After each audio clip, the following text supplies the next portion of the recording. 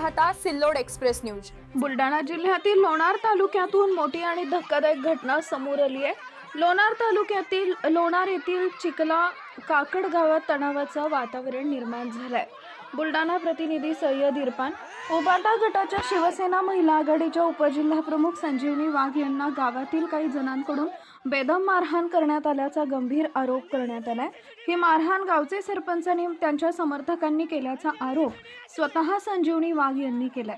याहून धक्कादायक म्हणजे मारहाणीच्या घटनेदरम्यान त्यांच्या अंगावरील कपडे फाडण्यात आल्याचा आरोप करण्यात आला असून या संदर्भातील काही व्हिडिओ सोशल मीडियावर व्हायरल झाले। संबंधित व्हिडिओमध्ये पोलिसांच्या उपस्थितीत हा प्रकार घडल्याचा दावा करण्यात येतोय। दरम्यान संजीवनी वाघ यांनी आपल्या व्हॉट्सअप स्टेटसवर माझं सगळं संपलं, उद्या सकाळी 7 वाजता आत्महत्या करणार असा मजकूर टाकल्यानं खळबळ उडाली आहे। या स्टेटसनंतर प्रशासन आणि पोलीस यंत्रणा सतर्क झाली असून परिसरात मोठा पोलीस बंदोबस्त तैनात करण्यात आला आहे। छत्रपती शिवाजी महाराजांचा पुतळा वाचवण्याची ही सजा आहे का, असा सवालही त्यांनी उपस्थित केला। सध्या चिखला काकड गावात तणावपूर्ण शांतता असून पोलिसांकडून पुढील तपास सुरू आहे। या घटनेमुळे लोणार तालुक्यात राजकीय वातावरण चांगलंच तापलंय।